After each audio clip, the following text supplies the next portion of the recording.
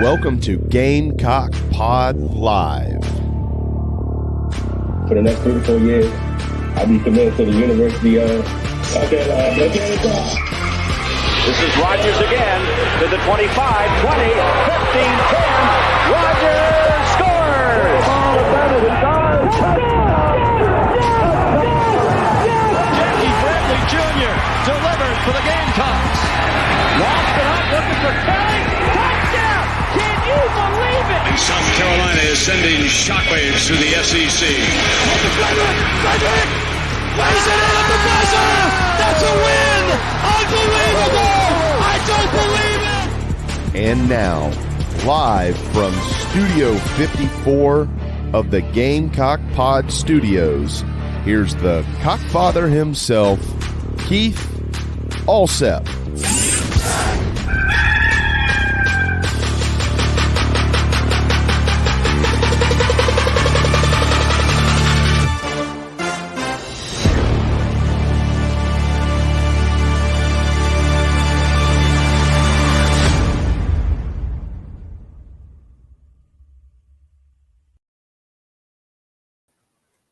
All right, everybody, welcome in to an absolutely unbelievable Gamecock Pod Live. Today is April the 26th, and this is episode number 1208 of Gamecock Pod Daily and Gamecock Pod Live. In just a few minutes, we will be joined by 247Sports national college football writer Brad Crawford to get his take on Shane Beamer and the Gamecocks coming out of spring practice, his thoughts on the momentum the program has, what could progress look like in year 3, and we'll talk NFL draft for all you Panther fans, SEC fans, and where the 3 Gamecocks, Cam Smith, Darius Rush, and Zach Pickens, when could they see their names called during Thursday, Friday, and possibly into Saturday's NFL draft? But as always, we start the show with Nana's Porch news, notes, and headlines brought to you by Nana's Porch, a full-service catering company servicing the greater Charlotte area, whether it's a banquet, a corporate event, a golf tournament, or just a big backyard bash with the whole hog barbecue. Nana's Porch has got you covered. Maybe it's a corporate event with a whole hog barbecue. Or, like I said, maybe you're having an event with, you're just inviting some local food trucks and trailers out at a corporate event. Nana's Porch, rated in the top 3 for food trailers in the local newspaper poll, and their pimento cheese voted numero uno, number 1 in the meat and cheese category by the North Carolina Specialty Foods Association. Check out my good friend Chris Payne and support this Gamecock-owned and operated business by going to nanasporch.com. That's NANASPORCH.com. I can't wait to try the pimento cheese at my next Gamecock home game. All right, let's get into the headlines. South Carolina has the replacement for Kristen Coggins. It is Jaime Rodriguez. He joins the South Carolina football program after previously serving as the coordinator of performance and sports nutrition for the Chicago Cubs. Prior to his time with the Cubs, Rodriguez served as the lead dietitian at the University of Rochester, and according to his LinkedIn bio, not only is he certified in sports nutrition and as a sports dietitian, he's also certified in strength and conditioning. The Gamecocks have also added a new assistant director of sports nutrition, and that is Jennifer Goldstein. She previously served as the lead director of sports nutrition and dietitian at the University of Louisiana Lafayette. So Shane Beamer has completed restaffing that department. All right. In the transfer portal, Gamecock redshirt freshman defensive lineman Demetrius Watson, one of my favorite names because you put his two names together and that's one half of two of the best and most troubled running backs in the history of the University of South Carolina, Demetrius Summers and Derek Watson. He has entered the transfer portal. 6'3", 285 out of Fort Dorchester. And, you know, coming out of spring practice, at least based off the spring game, he was considerably down the depth chart, as the Gamecocks have a number of really good players on the interior. Boogie Huntley, Tonka Hemingway, TJ Sanders, Nick Barrett, the emergence of Jamal Weish and DeAndre Martin, and then super true freshman and mid-year enrollee Xavier McLeod. And if they don't move Elijah Davis outside the end, which I think they should, that's another guy inside.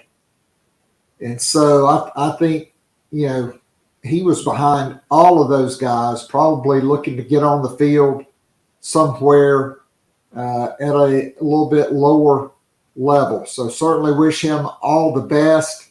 He's a guy that has the tools, maybe just not cut out to play in the SEC. All right, Mark Kingston, earlier today, right before this show, leading off on Inside the Gamecocks, the show, basically confirmed John Whittle's reporting on the injury report for this weekend series against Auburn. Gavin Cassis should be good to go. After that, Talmadge Lee Croy, doubtful, maybe could pinch hit. And then Will McGillis and Noah Hall still out and will probably be out a minimum of 2 more weeks for McGillis. Noah Hall may not get him back until the postseason in the SEC tournament. All right, Dawn Staley last night made official the signing of Oregon transfer guard and big-time three-point shooter Tahina Paopao. Paopao is a 5'9", former McDonald's All-American and the number 11 prospect in the nation out of La Jolla, California, and a former 2-time first-team All-Pac-12 guard, and she made All-Pac-12 all 3 years at Oregon, a prolific three-point shooter, 38% career three-point shooter, but this past season, she made more three-pointers than her first 2 seasons combined. She was 81 for 191, which is 42.4%. And to put it into context, that was in 35 games. In 37 games, South Carolina made 163 three-pointers. So she made almost half as many by herself as the entire Gamecock roster did as the number one team in the nation all season long. I think Pow could play alongside Raven Johnson in the backcourt, replacing Zia Cook at the off guard. And then she could also, as an experienced point guard, maybe, whether it's Talasia Cooper or Malaysia Fulwiley, maybe you want to bring them in. They could certainly play together in the backcourt as well. Maybe Breezy Hall could slide in at the 2 when Pow goes to the point, and then you have a bigger backcourt. Dawn Staley, no shortage of options. Gamecocks could be hosting the number one player in the transfer portal, Anissa Morrow, as soon as this weekend, and they are in her final 3, along with LSU and Southern Cal, where she visited this past weekend. All right, the NFL draft does begin tomorrow night, and the Panthers are on the clock. We also will ask Brad Crawford, is it possible Will Levis could go number 1? Dead last in the SEC on third downs and only threw for over 200 yards once in the SEC. We'll get his reaction to that. And it's officially talking season. Spring practice is over, and the Welcome Home Tour begins on May the 3rd. We will have more details on that later after this commercial message, and then we will be back with Brad Crawford from 247Sports.com. If you enjoy listening and watching the Free Wednesday show, now live streaming on YouTube, and would love more Gamecock Pod daily, join our growing Gamecock family by becoming a monthly or annual subscriber. You'll be able to listen to the show every day of the week and listen to guests like J.C. Sherbert, Hale McGranahan, and John Whittle from thebigspur.com, Collyn Taylor and Mike Uva from Gamecock Central, Emily Adams from the Greenville News, Ben Portnoy, Michael Lanana, and Jeremiah Holloway from GoGamecocks.com, Michael W. Bratton, the host of That SEC podcast, and many, many more. As a VIP subscriber, you can join or listen to the weekly live Zoom call with up to 100 of your favorite Gamecocks and friends. After the show is an unrecorded overtime segment where the real scoop gets dropped and discussed. It's like going down to your local pub or sports bar and having a conversation with your Gamecock friends about last week's football game, men's and women's basketball games, and Gamecock Baseball. And of course, there's always recruiting to discuss. In addition to the weekly Zoom call, VIP subscribers get the most popular podcast, The Morning After, which is released every Sunday morning during football season, and more VIP perks are in the works. Follow Keith on Twitter @KAllset, or follow the show on Twitter @GamecockPod. Go to the top of the homepage and follow the link. If all else fails, go to patreon.com/GamecockPodDaily. Join now and get up to 3 months free off an annual VIP subscription. You will love it, guaranteed. Now, back to Gamecock Pod Live.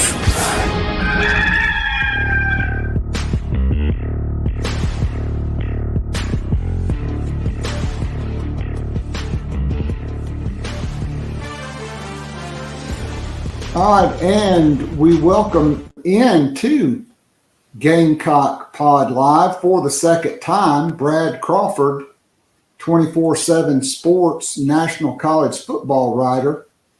Brad, how's everything going today? Thanks for having me, Keith. Transfer portal late April, post-spring game time for me right now. My last few years, it's been NFL draft heavy, but now with the portal going, spring, the entire time of spring, it's a busy time in college football coming out of spring practice. No doubt about it. So we're going to get to that in just a second. So it's officially talking season. All the spring games are over with. The Welcome Home Tour begins May 2nd for Shane Beamer. And so if you were Shane Beamer, what would be your rallying cry when you go out and meet with these raucous Gamecock fans that are probably some of them going to have too many alcoholic beverages beforehand and during the meal. But what would your message be ahead of year 3 based on recruiting, the season, the transfer portal, the return of Rattler and Juice Wells, et cetera? Pretty magnificent offseason so far for Shane Beamer. I would be touting last home game we played was a win over a top 10 Tennessee team, scoring 63 points. Then you go to Death Valley and win. Shane can tout that. Will Muschamp could not tout that last tenure.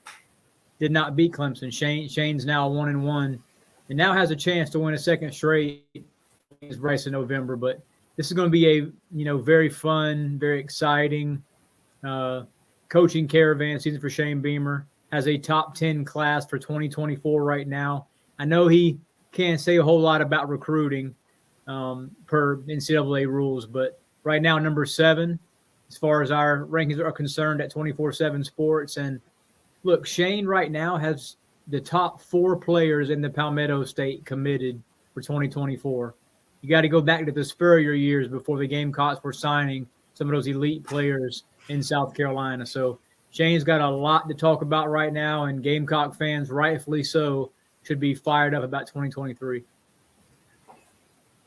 Well, no doubt about it. So evaluating the Gamecocks from spring practice, obviously we weren't able to see a whole lot during the spring game. There were a lot of key players and at least 4 starters on defense that didn't play.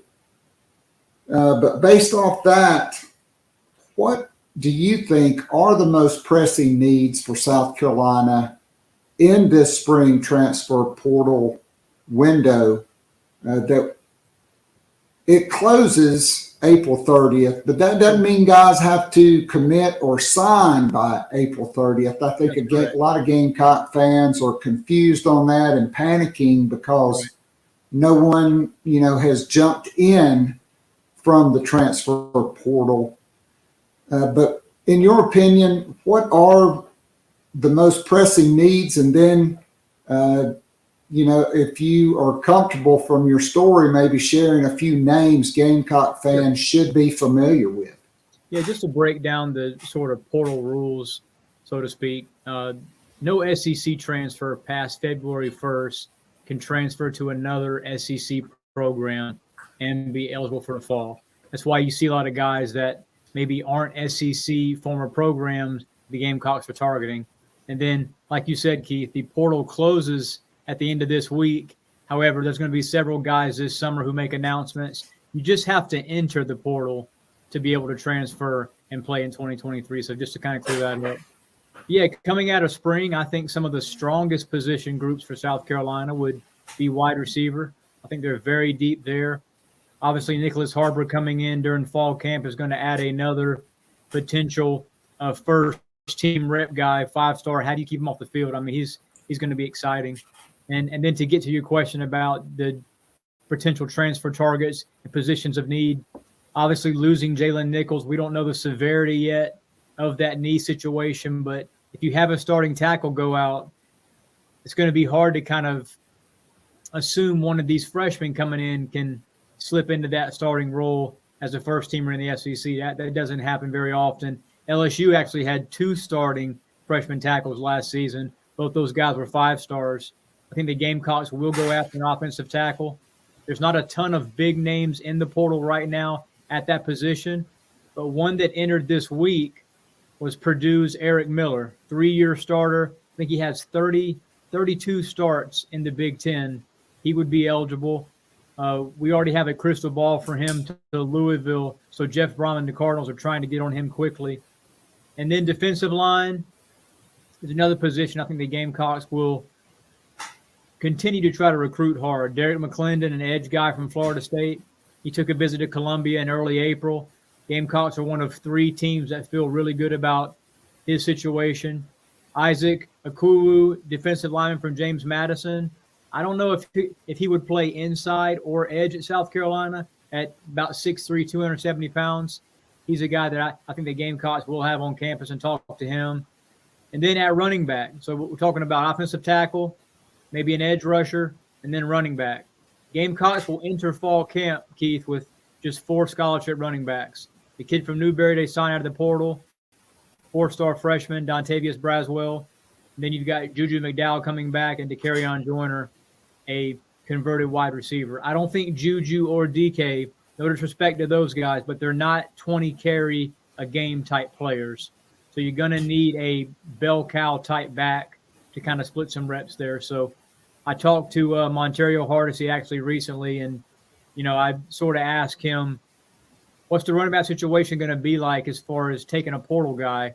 He didn't give me any names, but he said it has to be the right fit for us. So some of the top names right now at that position in the portal, Devin Ford from Penn State, and also Alton McCaskill, who entered last night from Houston, had 1,000 yards as a freshman in 2021. I think Coach Prime and Dion probably going to try to get him. But, yeah, running back, offensive line, and edge are 3 positions I think South Carolina will address this summer. All right, good stuff. So outside of wide receiver, since you mentioned defensive front, sure, what were your impressions of Elijah Davis, the junior college transfer? When he signed, they listed him at 6'3", 262. I thought, well, hey, he played defensive end in high school. Maybe he's not as big as everybody said. I think he could play at 265 at defensive end. He looked like he did have some bad weight that they could definitely get off of him. But just what were your thoughts on him? And then, Hemingway's a guy we did not see in the spring, but a guy that's really an army knife for a defensive lineman. Could he play a bigger role at defensive end? Yeah, I think in that 4-3 look, I think right now on the interior, the Gamecocks might be better suited than maybe their starting edge positions.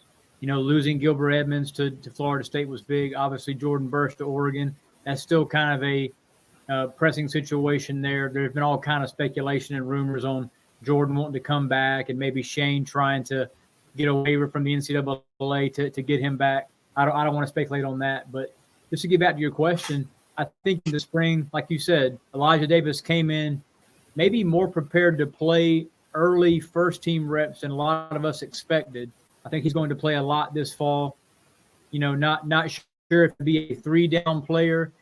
You sort of want pass rushers to, be able to come off fresh, that sort of thing. But right now, Shane and Clayton White have to find some sort of rotation at defensive end, at D-line. I don't think they're going to find that until maybe the middle of fall camp when some of these other guys, as you mentioned, Hemingway, gets back to full strength and is able to play a little bit. But defensive end, pass rush is huge for South Carolina this season.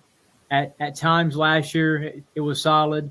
Other times it was not. So you've watched enough Gamecock football, man, to know that on third down in the SEC, when South Carolina has a consistent pass rush, that's a pretty hard football team to beat. So I think getting at least one, maybe possibly 2 portal guys along that front to not only help with depth, but maybe get a starter in there would really help the Gamecocks' cause.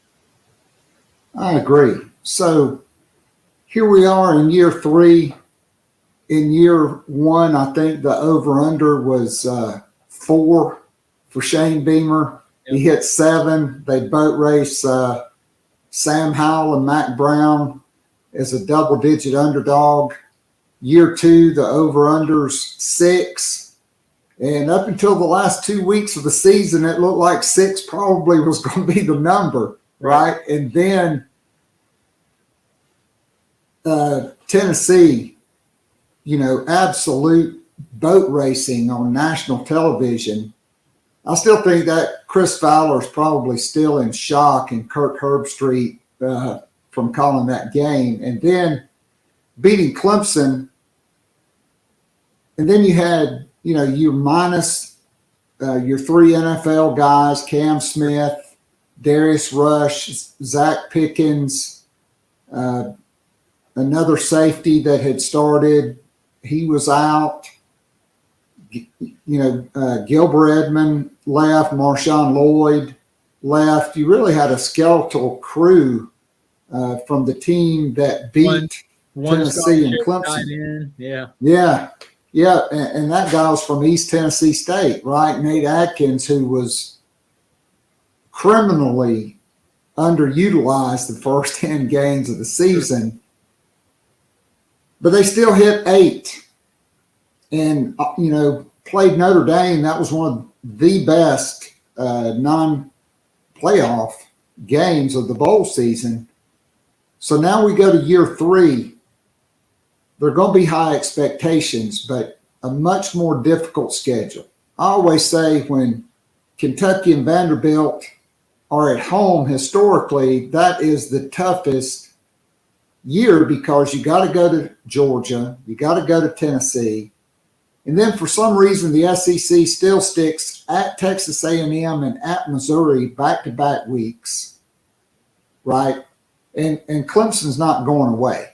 Sure. And you lead off the season in Charlotte with Drake May, who could be a Heisman front runner, and North Carolina. So what does progress look like in year 3 for Shane Beamer? Usually we talk about November being the season-defining stretch for any Gamecock football season, and I think September might be that month this year. As you mentioned, opening up at Panther Stadium against UNC, I think that UNC team is going to be somewhere around 6-6, 7-5. I don't see them, making the ACC title game like they did last season. Losing Josh Downs, that was Drake May's best receiver. He also lost Mac Brown's best assistant coach, Phil Longo, to Wisconsin. So UNC takes a step back there. But after that home opener, Keith, against Furman, you've got the trip to Georgia. You've got a Mississippi State team coming into Williams-Brice that'll be hungry with a brand new offense, new coach. Then you have, going to Neyland Stadium against Tennessee. Tennessee's going to be 4-0, ranked inside the top 10 at that point, looking for revenge. So if the Gamecocks aren't careful, September could get really ugly. Or, the bright side of that is maybe South Carolina's 4-1 during that opening month, and they're inside the top 15 with a close loss to Georgia. So it's a very pivotal stretch right now. I was going to say, too, talking about momentum, carrying over from last season to 2023, walking out of that Jacksonville football stadium after the Gator Bowl and that loss to Notre Dame that night, you didn't see Gamecock fans hanging their head. It was an 8-5 year. And then, as you mentioned, with a shell of a team scoring 38 points against a elite program like Notre Dame and really putting up a fight there, and a lot of guys playing hard. It just showed me that heading out of year 2, Shane Beamer was much more further ahead than a lot of us media types, national guys, and fans thought he would be heading out of year 2. And I think rightfully so. You're going to see the Gamecocks ranked inside a few AP top 25 type rankings in August. And September is going to be a telltale sign of, is this team overrated early, or does America, feel pretty good about the Gamecocks and kind of have them in the right spot? But September's huge. Season opening game against UNC is a must win. I think the preseason win total 6.5. If the Gamecocks lose to Tar Heels, it's going to be hard to hit that 7-win mark, in my opinion. So a lot of Gamecock fans, and we just talked about it, kind of compared to Will Muschamp. Well, it was a season opening loss to North Carolina in Charlotte, Mac Brown's first game back. Yeah. That really, kind of started the decline. I mean, you could go back to the shutout loss to Virginia and Charlotte as well. Yeah. So that was the home loss to Kentucky was one thing. Gamecocks were ranked. Debo had that long touchdown reception. Night game at Williams-Brice. That was kind of maybe this ain't going to work out. But that goose egg against Virginia, man, that was the sign to me that Muschamp ain't the guy. You know? Yeah, so hopefully we get a similar Gamecock performance as the last time they faced North Carolina in the Duke's Mayo Bowl. All right, so the NFL draft begins tomorrow night with the first round. Brad, is it really possible that Will Levis, who only threw for over 200 yards one time and was the worst quarterback in the SEC on third down, could actually be the number one overall pick in the draft?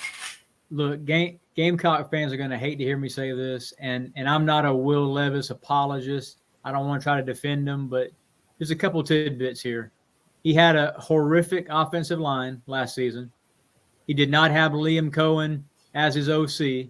I forgot the guy's name, Rick long name. He didn't work out in Lexington, all right? And it showed with Will Levis.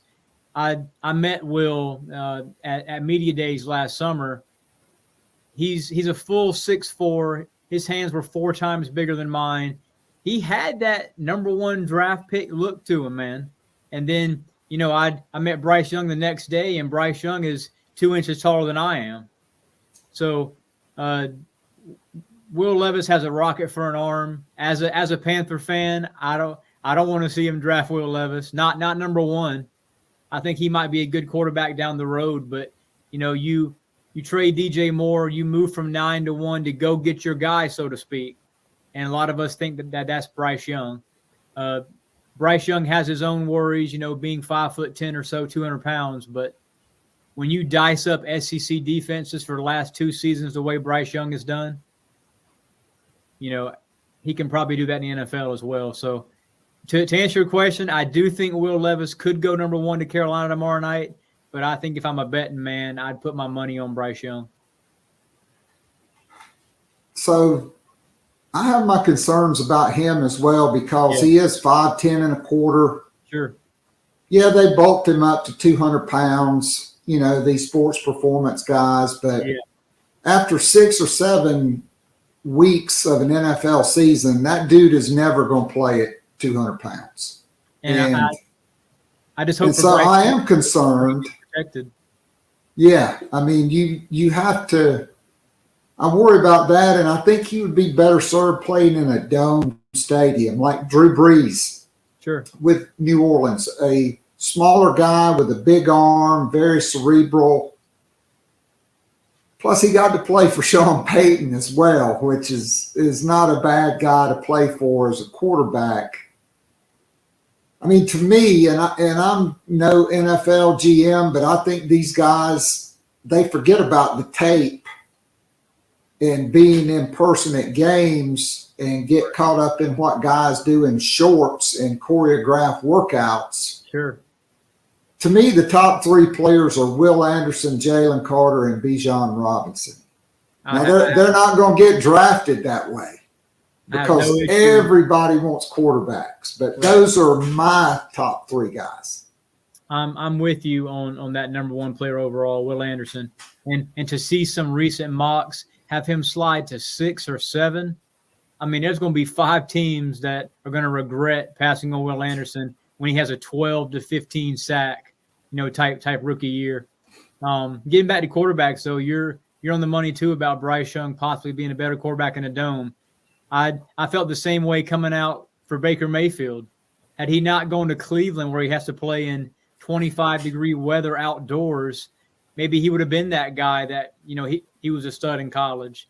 I think Anthony Richardson too, you know, you've seen him play enough, Keith. There's been 2 to 3 quarter segments where Anthony can't complete a pass. And then, you know, he'll go 2 or 3 series where Florida scores touchdowns and he's just a, you know, all-time quarterback. So Great runner there, but C.J. Stroud, I'm not quite understanding why, there's so much negativity surrounding him during these final weeks. Maybe it's the Texans at number 2 blowing smoke and making sure that, Stroud at least falls past the Panthers. But Stroud's a good quarterback, and at 6'4", I think Stroud may have the brightest future of these top 4 guys. I totally agree. I think Anthony Richardson would be better served to go to a team that has a veteran starter that he could sit behind for a couple of years, because he definitely has elite tools, right? And at times he does have that it factor, but just too inconsistent for me to spend the draft capital and put my job on the line to draft that guy in the top 5. I just couldn't do it. Yeah, I think last year against Florida State, he started like 5 of 25 in that game before Florida came back. And Florida State's defense wasn't, a top 10 unit or anything. So, yeah, it's kind of a mixed bag at quarterback this cycle. And then you look at next year's cycle, you've got Caleb Williams, Drake May, and potentially Spencer Rattler slipping into that first round. So I'm looking forward to seeing this year's couple quarterbacks. Me too. All right, so before I let you go, there are some projections out there still for Cam Smith in the bottom of the first round. Where do you see, the 3 Gamecocks that we anticipate getting drafted? I think that, they could be all selected on day 2, or maybe one slips into day 3. Cam Smith, Darius Rush, just another in a long line of guys that Torian Gray has turned into an NFL player. And then Zach Pickens. Yeah, Darius Rush made himself some money during that pre-draft circuit. Showed off better speed than Cam Smith. He was very fluid in drills. I think he's at the Senior Bowl. He made the most noise, played really well there. I think Cam's going to be a mid to late second-round pick. I know a lot of projections had him first maybe a few weeks ago. There's other corners, Christian Gonzalez at Oregon, Devin Witherspoon at Illinois, even Keely Ringo at Georgia. I think Ringo and Smith are going to be 2 really good value picks in the second round. Both of them guys are going to start as rookies. I think they'll be very good. I think Zach Pickens will be the next Gamecock taken, possibly early 3rd round. So still a day 2 pick. And then, like you said, I think Darius Rush has played his way from maybe 5th round up to a, mid to late 3rd round selection. And Darius Rush is a guy that, he's gonna fight to make a roster, but obviously he's shown maximum ability during this pre-draft process, and I think he's going to be a difference maker at the next level. Yeah, being 6'2", 200 and clocking 4.36 at the NFL Combine and being a stalwart on special teams as well, I think that really bodes well for him. And honestly, I could see a scenario where he's picked before Cam Smith simply because of the size, the speed, the versatility, and the film on special teams. He's a faster Rashad Fenton, and we've already seen what Rashad has done his first couple of years in the league. So, no doubt. Well, hey, Brad, I can't thank you enough for joining us today. Always great to catch up with you, and we'll look forward to reading all your stuff on 247 Sports, and we'll look forward to catching up with you again sometime. Maybe I'll see you at a Gamecock home game in the fall. Anytime, Keith. Appreciate it, man. All right. Thank you. All right. That was Brad Crawford, National College Football writer for 247 Sports, with an outstanding segment to get us started on Gamecock Pod Live. I'll be back after this commercial message with Gamecock Central's Collyn Taylor, and we are going to go in-depth on Gamecock Baseball and men's basketball with the transfer portal and potentially 2 commitments tomorrow for the class of 2024. We'll be back right after this. If you enjoy listening and watching the Free Wednesday show, now live streaming on YouTube, and would love more Gamecock Pod daily, join our growing Gamecock family by becoming a monthly or annual subscriber. You'll be able to listen to the show every day of the week and listen to guests like J.C. Sherbert, Hale McGranahan, and John Whittle from thebigspur.com, Collyn Taylor and Mike Yuba from Gamecock Central, Emily Adams from the Greenville News, Ben Portnoy, Michael Lanana, and Jeremiah Holloway from GoGamecocks.com, Michael W. Bratton, the host of That SEC podcast, and many, many more. As a VIP subscriber, you can join or listen to the weekly live Zoom call with up to 100 of your favorite Gamecocks and friends. After the show is an unrecorded overtime segment where the real scoop gets dropped and discussed. It's like going down to your local pub or sports bar and having a conversation with your Gamecock friends about last week's football game, men's and women's basketball games, and Gamecock Baseball. And of course, there's always recruiting to discuss. In addition to the weekly Zoom call, VIP subscribers get the most popular podcast, The Morning After, which is released every Sunday morning during football season, and more VIP perks are in the works. Follow Keith on Twitter @KAllset, or follow the show on Twitter @GamecockPod. Go to the top of the homepage and follow the link. If all else fails, go to patreon.com/GamecockPodDaily. Join now and get up to 3 months free off an annual VIP subscription. You will love it, guaranteed. Now, back to Gamecock Pod Live.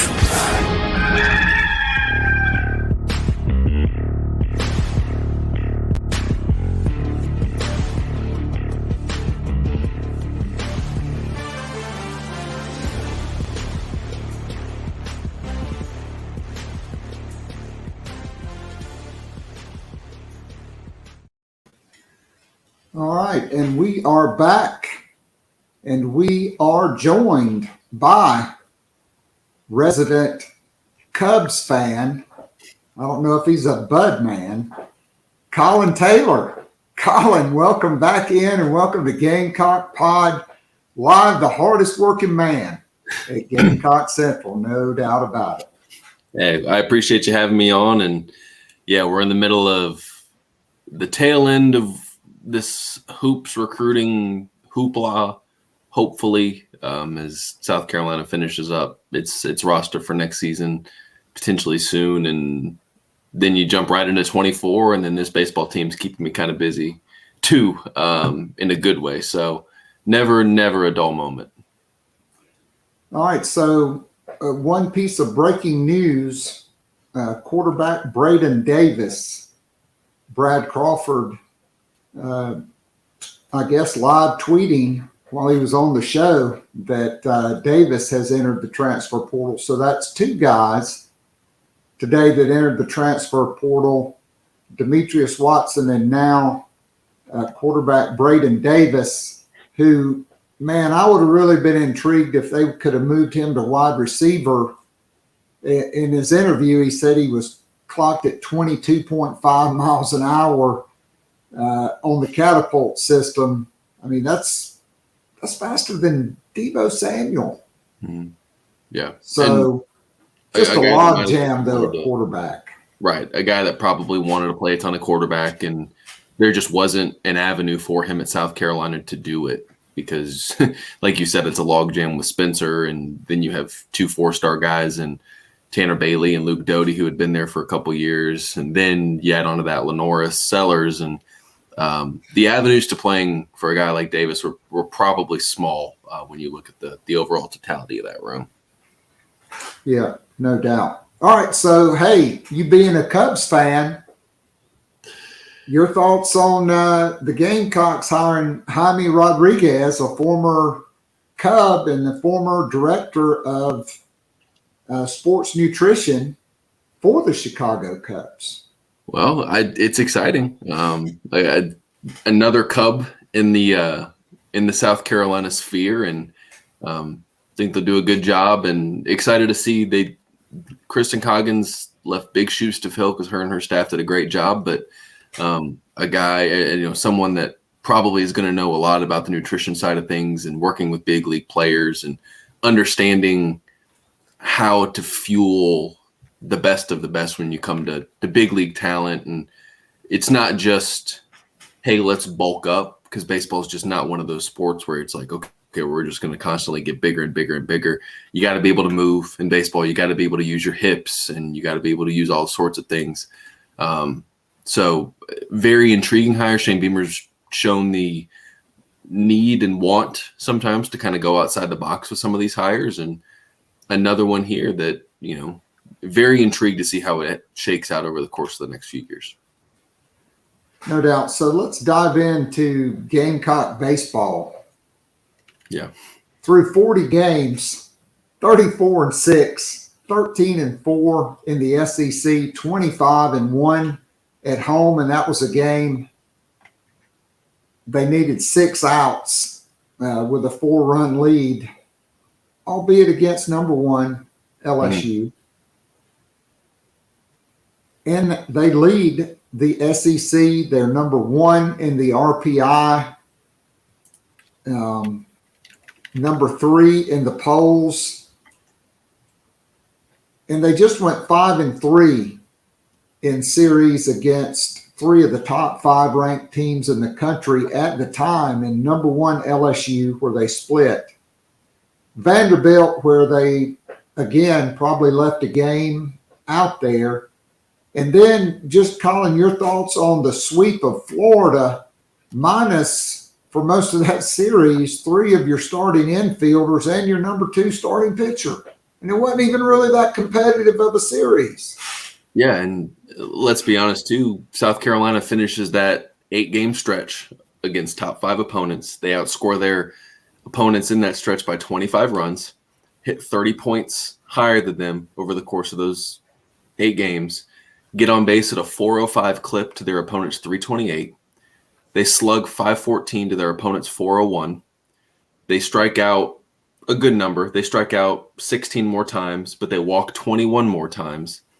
And their batting average on balls in play, which measures what you're hitting when you're not striking out or hitting home runs, was 315 to their opponent's 263. So if they play better defense at Vanderbilt and that turf doesn't eat them up and they just don't trip over themselves a good bit in those in those final 2 games, you're talking about maybe going 6-2 or 7-1 in that stretch. But we can play the coulda, shoulda, woulda game all we want, but you're talking about a national title contender team when healthy. I mean, bottom line, with the way that they're playing, the talent, the pitching that they have, the horses offensively that they have, it's this weekend at Florida, I think, turned a lot of heads to say, okay, South Carolina, they're for real.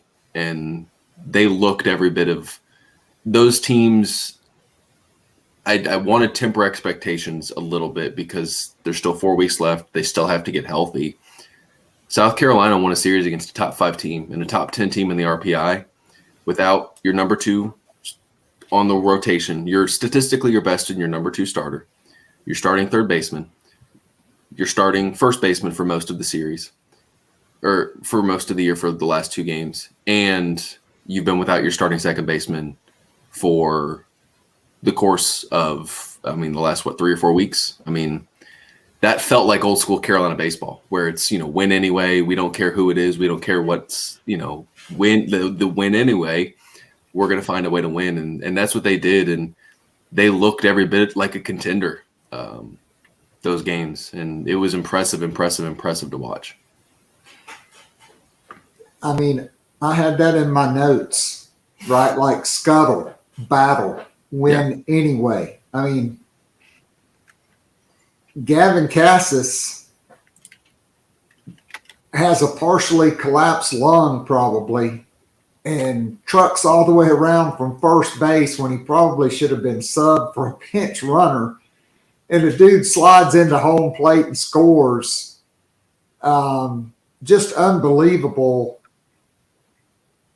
But we got to talk about Ethan Petrie, because this dude shows no signs of going, hitting the freshman wall, struggling. So Friday, I'm getting dressed for my varsity baseball game, and I'm watching the game on my phone.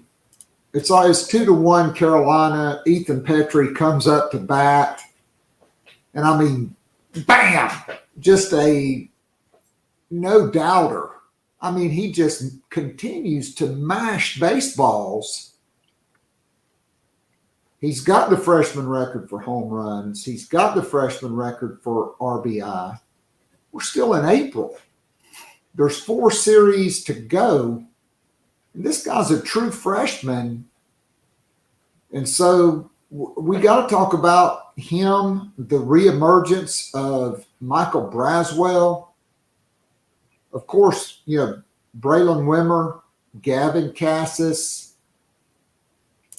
others. Just talk about this offense. It's weird because normally when you win a series like that, it's okay, well, one dude went off and did this and that. And, okay, Michael Braswell has 3 doubles Thursday night. Okay, Ethan Petrie and Braylon Wimmer homer and, all this stuff. But there's not one superstar. I don't know, outside of Ethan Petrie, I don't know if there's a true face of college baseball superstar on this team right now. And that I don't say that as a dig.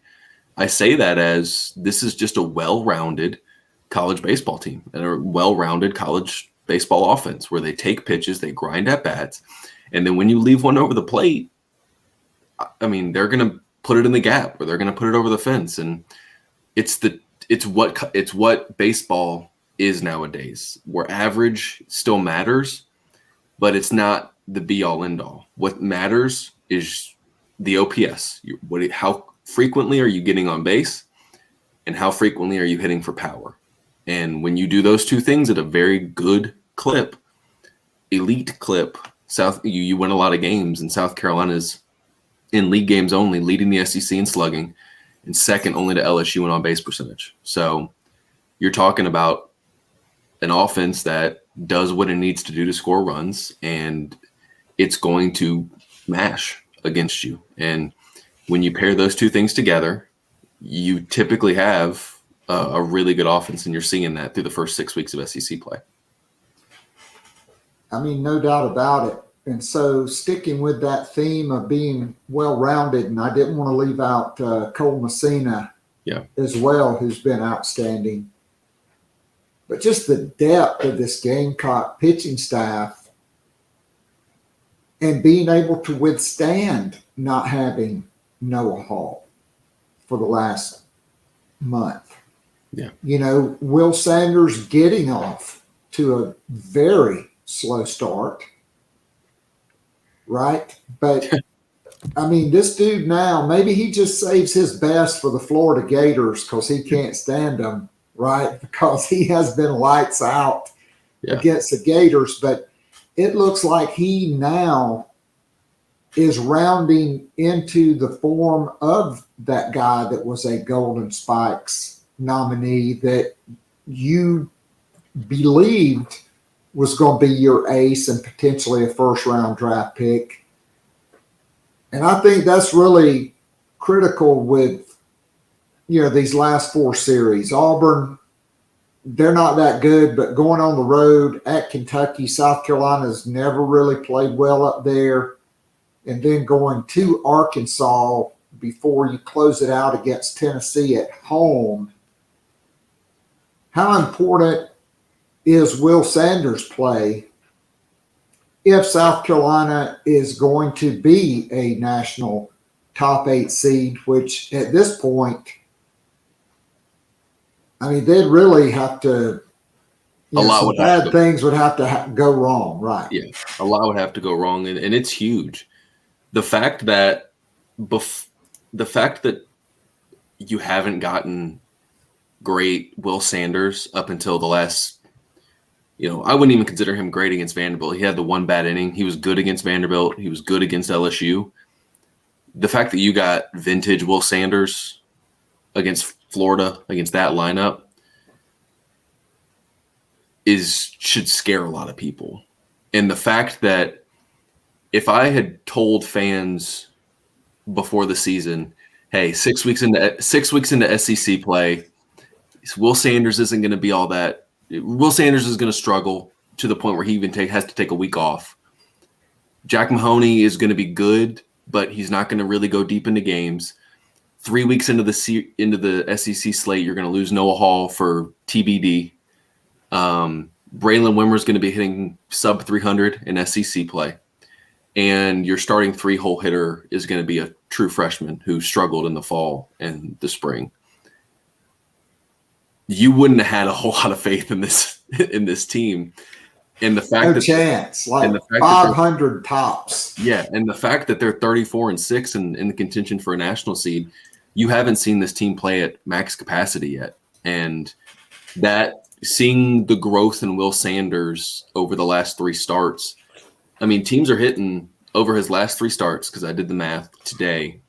He's given up 6 earned runs in his last 14 innings, so his last 3 starts. He struck out 18 to 7 walks. He's given up, I'm looking at it, a 1.214 whip with a sub 4 ERA, and teams are only hitting 196 against him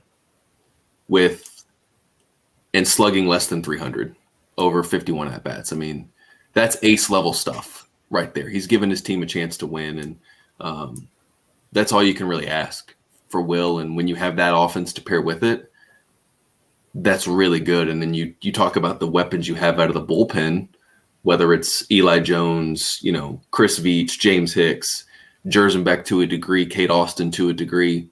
You feel really good about where this pitching staff is, with or without Noah Hall, on its way into the postseason and through the final month of what the regular season and SEC tournament's going to be. All right, so 12 games still out there, 2 road series, 2 home series. What's a realistic expectation for, how South Carolina closes, provided no more injuries? And right, you're going to get some of these guys back. You may not get Noah Hall back until the SEC tournament or the regional play. But LeCroy's not going to be out that much longer. McGillis, maybe a couple more weeks. But, man, I just don't see Michael Braswell leaving the starting lineup. Yeah, it's good problems to have if you're South Carolina, because Braswell's hitting 260 since he's gotten into the lineup and getting on base. He's walked 2 fewer times than he's struck out over the course of since the Mississippi State series. Over his last 10, I did a lot of trend numbers today for a story I'm working on. Michael Braswell over his last 10 games is hitting 294 and getting on base at a 442 clip. It's what you want from your 5 or 6 hole guy, or 7 hole guy, depending on where he's hitting in the order, with 6 extra base hits to go along with it. So it's a good problem to have. I think he's probably going to be your starting third baseman until he's not, if that makes sense. And when you get, it's a good problem when McGillis is healthy, when LeCroy is healthy. You can DH LeCroy, you can DH, if depending on splits, because Carson Hornung's been an on-base monster this season, and you want that left-handedness in the lineup. You can put Hornung somewhere and DH McGillis and put LeCroy at second. There's options there for you to have. And if you're South Carolina, you want to be 10, 11, maybe even 12 deep offensively. And I think they are when you pair together some of the other guys who are going to play because of their defense. And good problems to have. Same with Matthew Becker if Noah Hall ever gets back. So we'll see. But you have a lot of really good options if you're – or heck, Hornung could potentially play first base. He's taking reps there during the fall, during in and out and all that. So there's a lot of options you have. And if you're South Carolina, you like the way the versatility you can play with offensively with a lot of different options, either in the lineup or coming off the bench over the course of a game. No doubt. The depth of the pitching staff just continues to be incredible. And so I know Auburn's not very good. Kentucky is good. Arkansas on the road, that's going to be tough. Tennessee didn't get off to the best start. We'll see what they look like in a month. But how do you like the Gamecocks' chances ending the season in these last 4 series? Yeah, the magic number. I'm going to frame it all in terms of what it's going to take to get it to a national seed, not necessarily what it's going to take to be the number 1 overall seed or win an SEC title.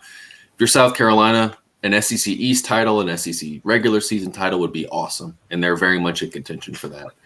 But what you care about if you're South Carolina is, for as long as we're playing in the postseason, let's play at home. Let's be guaranteed home games. That's all that really matters. And you got to finish. The magic number typically is 20 league wins in the SEC. So that means finishing 7-5 in your final 12 non-conference games and not completely going, winless in your midweeks, because that'll get you to over 40 wins, get you to 20 SEC wins, and you'll be in the mix there. Heck, even 19 SEC wins probably get South Carolina into the national seed conversation. So that means going 500 in SEC play, 7-5, and that's incredibly doable. If you're South Carolina, the goal should be to take 2 or 3 this weekend against Auburn. The sweep would be great because that puts you at 16-4 through your first 20 SEC games, and then you only need 4 wins over your final 5 or over your final 9 to get to that 20-win threshold. But they're probably going to be just based on underdog and location, or just based on RPI and location. They'll be underdogs against Kentucky in that series, and they'll be underdogs against Arkansas. At Arkansas, you win one of those 2 series, you're set up perfect going into the final week of SEC play against a Tennessee team that's underachieved this year. Uber talented, but underachieved. And so you feel really good if you're South Carolina about, hey, we don't need to – the message is finish strong, but we don't need to play perfect baseball. We can shoulder a series loss, maybe even 2, depending on what you do at your home series, down the stretch to feel good about being a top 8 come Selection Monday in May. No doubt. So let's switch gears to somebody else that probably feels pretty good right now, and that's Lamont Paris. Yeah. I love what they've done in the transfer portal thus far.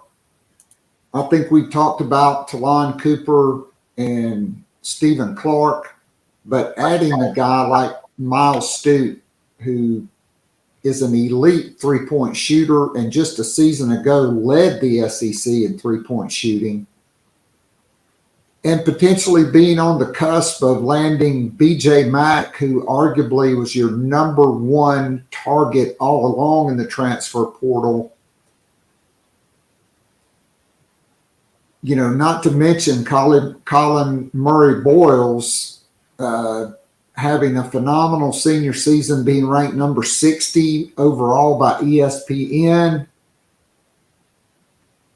getting Abrima Dibba back healthy next season. I think you have a much, much improved roster. Yeah, I don't think there's any arguing that at this point. And not only do you add pieces, at least 2 of the pieces you've already added are going to be starters for you. Talon Cooper is going to start for you. Miles Stute is going to start for you, and TBD on Stephen Clark, who is, if I'm handicapping it right now, probably going to be a bench, coming off the bench for South Carolina. And if you get B.J. Mack, he's your day 1 starter as well. So you've added pieces that fill gaps, and you've added pieces that are going to play high level minutes for you, and experienced pieces who can shoot the ball and facilitate. And I didn't realize this. I talked to Miles Stute's high school coach and asked him, like, hey, the numbers did tick down this year. How confident are you that he'll get back to what he was as a sophomore? And he goes, numbers didn't tick down. He had 1 bad month, and that skewed his numbers. And so I was like, sure, in my head, I'm like, okay, whatever. And then I actually look back at it from the start of the season until the end of January. Miles Studi, I have it right here. So that's 22 games, 21 starts. He was averaging 10.1 points and shooting 42.4% from three. The last month of the season, which is 12 games, he only started 5 of those. He did see his minutes dip, but he averaged only 5.2 points and shot 24.7%. So if you're South Carolina, you're like, okay, we hope we're getting the first part of the year Miles Studi and not the last month. And we feel pretty confident in what he'll be able to bring and add some athleticism to this roster as well. And you have to like what they're doing with, Michi Johnson. He's going through the process, but I expect him back a year under his belt. Ebo, healthy. He was going to play a big piece last year. Jacoby Wright with another year under his belt. Josh Gray with another year under his belt. The pieces that you relied on heavily last year are coming back outside of Hayden Brown, and you feel good about their growth. And when you pair that with the rest of what South Carolina is bringing in, I know the staff is very, very optimistic about next year and being just more competitive at the very least against the SEC. All right, so assuming they add BJ Mack, which I think there's a lot of confidence right now that happens. I mean, you just beat Alabama, LSU, Iowa, Arkansas. That's a big-time get. But then that still leaves one roster spot available. What position or positions do you think they would look at from the portal to potentially fill that spot? I think once they get through BJ Mack, they'll figure that out. I could see them just kind of going with best available. I could see them going with, if it's a guard, great. If it's, a big, great. If it's a wing, they're kind of going to reassess and go best available after that. And we'll see what that looks like. But I do think they have a plan in place based on what BJ Mack does, how they could potentially attack things. All right, so 2 guys South Carolina had on campus that are 2024 guys from Finland. 6'4" guard Morris. Since I've already been calling Stute, I don't want to slaughter this guy's name, which seems impossible for me to get right. And then Oku Federico, 6'9" forward. They are announcing tomorrow. If you were placing your own 3 selection, how do you like the Gamecocks' chances for these guys tomorrow? I think I would, I'm not a huge RPM person putting those in, but if I had to put one in, I would say I would put one in for South Carolina with decently heavy confidence on both guys. I think South Carolina did a really good job selling them on what their roles would be, what that would look like as they can kind of continue on. But I think South Carolina is in a good position for both guys. 2 guys they pinpointed recently as targets and were able to get on campus and made a really good impression on their official visits. That would be outstanding. So there's another guy not too far up the road for 2024, Cam Scott. Very tight with another former Columbia big-time player who is off to the NBA. Mm-hmm. I mean, are we just going to have to go through the process with him? I mean, how do you think South Carolina could fare with Cam Scott? And there are other guys with South Carolina ties as well. Yeah, Cam class. Yeah, Cam is one of those guys where he was pretty set on making a decision before the live period started. Texas was in there, and obviously with the Chris Beard news and situation there, he obviously has not committed to Texas, and Texas was very much in the running with him, as was South Carolina. And now he's kind of enjoying the process. I don't get a sense from Cam that there's a decision imminent anytime soon. And I do think as we sit here right now on April 26th, at 2:09 Eastern. I think South Carolina will be in it for a while. They've done a good job building a relationship with him, with the family, and we'll see what that means as it goes forward. But I think South Carolina has done a good job positioning themselves with Cam Scott, showing him he's a priority. And then if you do end up landing him, you'll have to do it with, Auburn, Texas. Who knows if Beard wants to make another run at him at Ole Miss. I mean, there's a lot of high-level, high-major coaches and schools going after him. But South Carolina's doing a good job prioritizing him and showing him that he's one of those guys that is, if not the biggest recruit in the 2024 class for him, one of them, along with KJ Green and Elijah Crawford. So, I mean, this class, if you add those two kids from Finland and then with those other targets that are out there, I mean, Lamont Paris with this portal class and then potentially the 24 class could make Gamecock fans that were skeptical or just, let's face it, a lot of fans on the message board just absolutely crapped all over this hire. He could be turning the corner, quite frankly. Yeah, and you hope, if you're a South Carolina fan, you hope he does. You hope that what he learned, he had never been in the SEC before.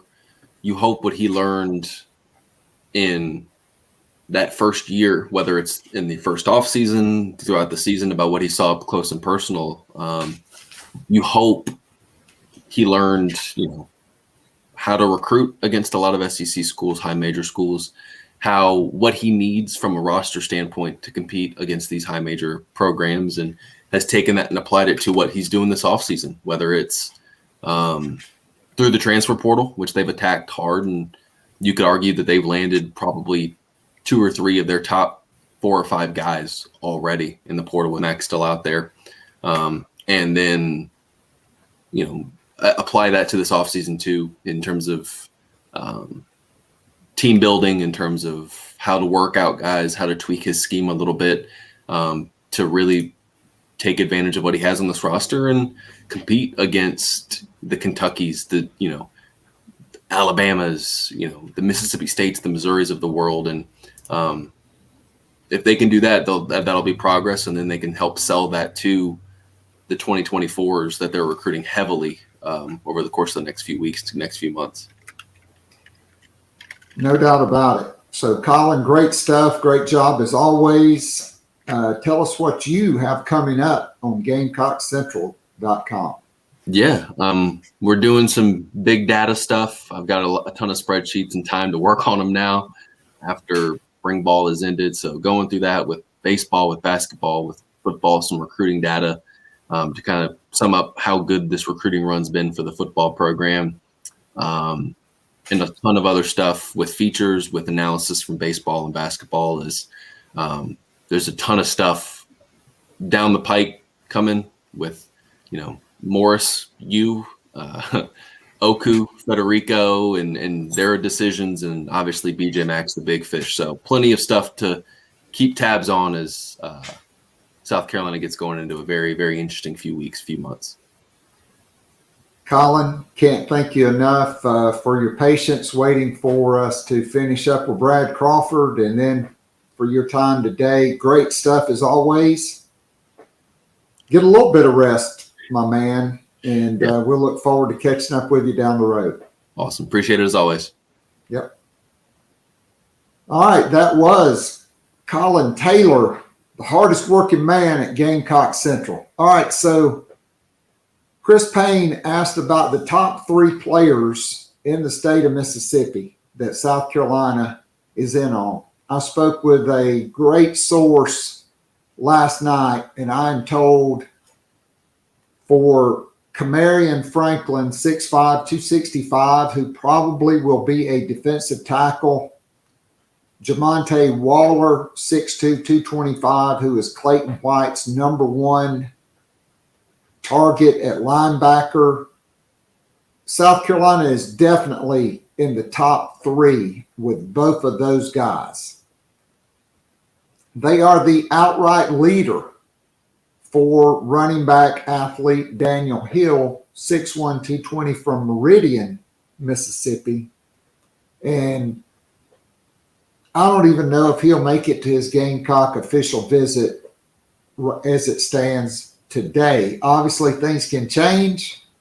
NIL, I mean, it's basically a free market system in recruiting right now. But I think things look great. You know, Jody Wright, from his time at Mississippi State and Alabama, knows Daniel Hill's father, who is a high school coach. He and Montario Hardesty have built tremendous relationships with him. I think South Carolina's the favorite. As JC talked about on Monday's show for our patrons, you know, don't count the Gamecocks out with Peyton Lewis from Salem, Virginia, who is my favorite running back. And then the Gamecocks have several RPM on 3 predictions and crystal balls for Anthony Carey, who is a really good running back out of the Tampa, Florida area. I know my good friend Clint Morrison is not as high on him as some others are, but I do think the Gamecocks like him a lot.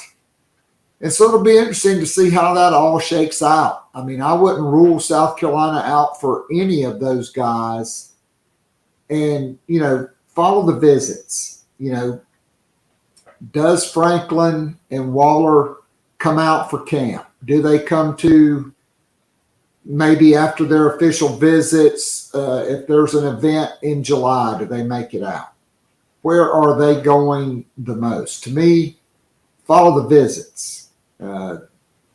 Same for Daniel Hill. Same for Dylan Stewart. You know, the same for a lot of guys. The Gamecocks are heavily involved with a number of big-time prospects. I mean, there is no doubt about it. I mean, when you look at it, Justin Green, Cameron Fountain, a big-time edge rusher from Booker T. Washington in Atlanta. I mean, just a lot of guys. King Joseph Edwards, Zion Reagan's a wide receiver out of Georgia that's very similar to Jonathan Taylor, who I anticipate ultimately, not if, but when he becomes a Gamecock. Jordan Thomas, Kaj Sanders, 2 big-time prospects from New Jersey that South Carolina has a great shot at. So a lot of momentum on the trail for Shane Beamer and company. All right, speaking of Shane Beamer, the Welcome Home Tour begins officially on May the 3rd in Charlotte at the Charlotte Country Club. Okay, then on May the 5th, 2 days later, just like spring practice, taking a day in between there, in Aiken at the Western Carolina State Fairgrounds, Monday, May the 8th in Columbia at Seawells, May the 11th at Greenville in the Upstate at the Poinsett Club, May 17th in Somerville, and then we'll close it out May 22nd in Florence at the Florence Country Club. And you got Carolina Rise events with a lot of players. I talked to JC last night. Ethan Petrie confirmed for one of those events. So you've got that tomorrow in Columbia, and then Saturday down in Charleston. Come out and support Carolina Rise. It's critical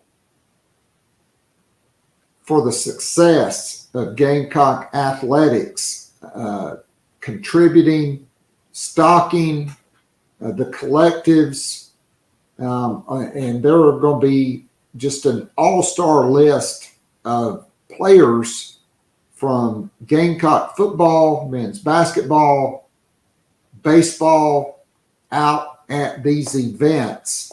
So check them out. CarolinaRise.com. Hey, just give $10 a month, $20 a month. They'll just take it out of your PayPal or out of your bank account. You can give a one-time gift, but these collectives are absolutely critical to the success of Gamecock athletics. And so, man, one thing Brad Crawford said that just kind of blew my mind. I don't know if it's fact or fiction, but could Shane Beamer be working on a waiver with the NCAA to get Jordan Burch back? Is that fact or fiction? Is it a rumor? I don't know, but it just won't go away. You just keep hearing it. So we will be talking about that on tonight's Garnet and Black Town Hall, probably in overtime when it will not be recorded. And I love the smell of recruiting on Gamecock Pod Live. It smells like victory. Yes, it does. So until tonight on the Garnet and Black Town Hall, where I can't wait to be face-to-face with a lot of my favorite Gamecocks and friends. Best luck to Stephen and his wife. She was scheduled to induce labor today. They're getting ready to have a baby. And I know he's looking forward to that. But so until tonight on the Garnet and Black Town Hall, this is Keith Alsep saying, God bless, go Gamecocks.